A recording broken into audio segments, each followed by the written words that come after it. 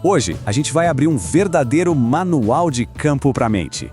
Uma análise que nos ajuda a navegar por esse mundo às vezes bem complexo e frustrante das interações humanas.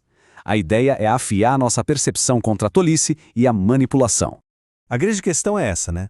Como é que a gente se orienta num mundo onde a tolice, a preguiça e a manipulação parecem estar em todo lugar, criando armadilhas no caminho? É exatamente isso que vamos tentar decifrar, usando uma sabedoria antiga como nosso mapa. Ok, vamos mergulhar nisso. O nosso ponto de partida é bem claro. Existe uma escolha fundamental entre dois caminhos. De um lado, o da sabedoria, que busca clareza, e do outro, o beco sem saída da tolice, que só gera confusão. Olha, o que é realmente interessante aqui é a imagem que se cria. A sabedoria é brutalmente clara. Dar honra a um tolo não é só inútil, é contraproducente. É algo tão antinatural quanto neve em pleno verão ou chuva bem na hora da colheita. A gente não só desperdiça esforço, como acaba validando um comportamento que só gera mais desordem. Certo. Com essa base bem estabelecida, vamos avançar para a parte prática, o nosso guia de campo. Agora, vamos aprender a identificar os principais perfis, os arquétipos de comportamento improdutivo que a gente encontra por aí. E o nosso primeiro perfil é o do tolo.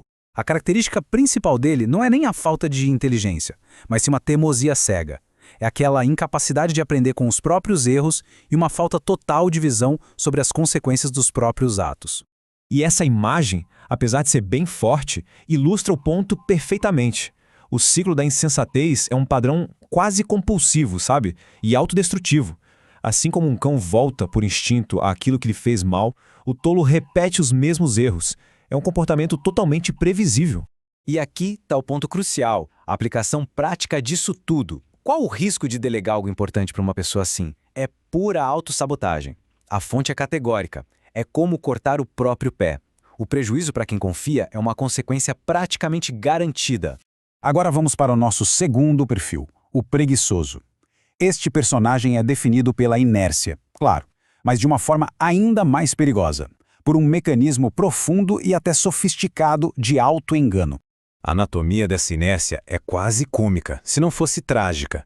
As desculpas para não agir são sempre exageradas, absurdas. Tem um leão lá fora. A imobilidade é total. Ele se vira na cama como uma porta nas dobradiças, ou seja, muito movimento para nenhum progresso. A preguiça é tão extrema que até o ato de comer parece um esforço gigantesco.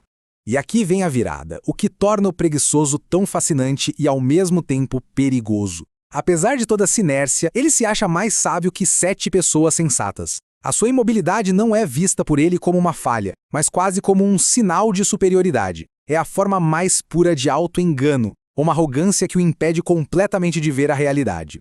Bom, agora a gente sai daquelas ameaças mais passivas, como a inércia, e entra nas ameaças ativas da manipulação. Vamos decodificar as táticas mais comuns do Manual do Manipulador. Essa tática é um clássico. O disfarce é aquela frase, eu estava só brincando. Mas a realidade, como a fonte aponta, é de um louco atirando flechas mortais. A lição aqui é muito clara. A intenção declarada de brincadeira não anula o impacto real da agressão. É só uma máscara para a maldade. E essa imagem ilustra outra tática de forma brilhante, a falsa bajulação. Lábios que elogiam, palavras suaves, tudo isso pode ser como um verniz bem barato sobre um vaso de barro. A aparência é agradável, mas por baixo esconde um material frágil e o interior cheio de malícia. A sabedoria está em conseguir enxergar além da superfície. Mas aqui vem uma espécie de garantia.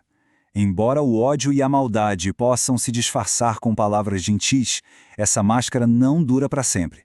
A fonte nos assegura que a verdade uma hora ou outra vem à tona e a intenção oculta vai ser exposta para todo mundo ver.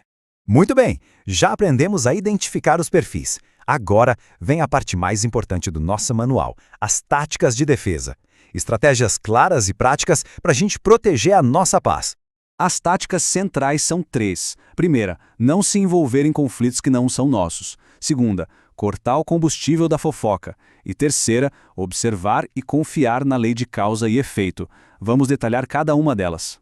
A primeira tática de defesa é a mais direta. É simples. Não entre em brigas que não são suas. A imagem é muito forte. Se intrometer é como agarrar um cão de rua pelas orelhas. É um ato irracional que com certeza vai terminar mal. Entrar na desordem do outro não traz ordem, só espalha o caos e o traz para nossa própria vida.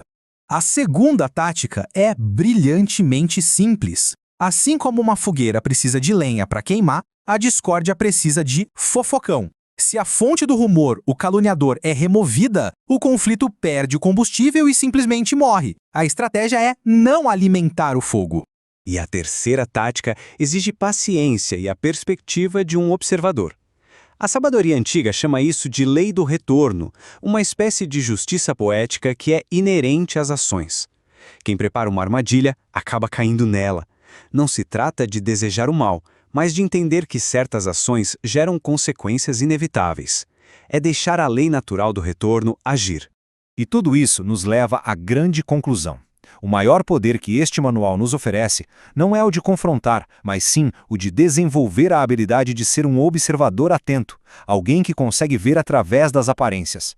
Então, para resumir nosso manual, primeiro, reconhecer a repetição inútil do tolo, para não entrar no ciclo dele.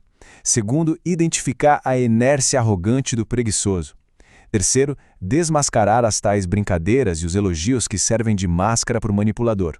E, por fim, proteger ativamente a nossa paz, mantendo distância de brigas dos outros e se recusando a ser o combustível da fofoca. E isso nos deixa com uma pergunta final. Uma que vira o espelho para a gente mesmo. Depois de analisar esses perfis todos, qual será a tolice mais profunda? A do manipulador, que engana os outros, ou a do preguiçoso, que, com toda aquela arrogância, engana a si mesmo? Fica aí a reflexão. Até a próxima!